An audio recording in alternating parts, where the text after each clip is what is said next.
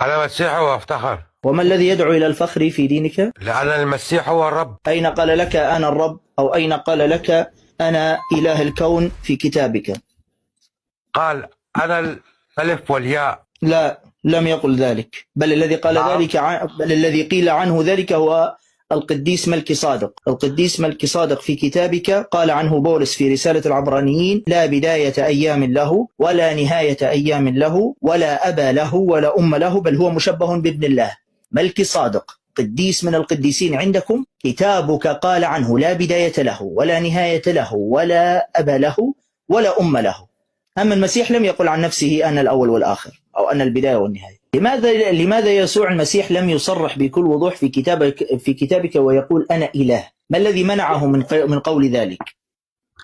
لأنه جاء بالجسد.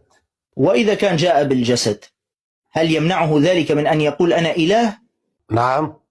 إذا معناته هو لم يصرح أبدا أنه إله، صح؟ هو جاء بالجسد. صرح أنه إله أم لا؟ استنى شوي. صرح أنه إله أم لم يصرح؟ هو صرح بس ألم تقل الآن لم يصرح لأنه جاء بالجسد؟ هو لم يصرح لكنه يأتي بالأمثال.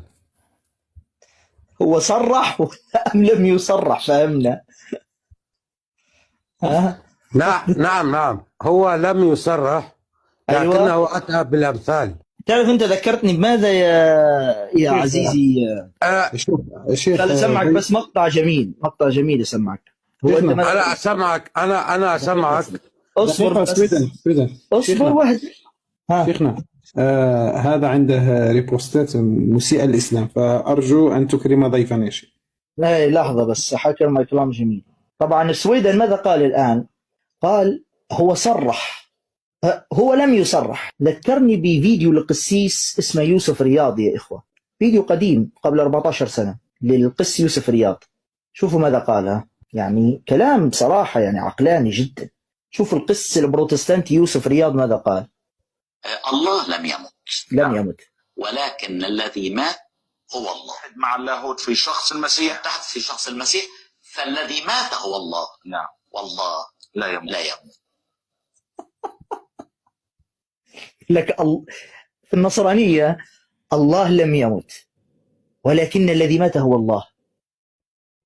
هو فين بيودي على فين؟ فيا سويدن، بما أن أنت صفحتك فيها ريبوستات تسيء للإسلام، صح؟ افتح الصوت. صح.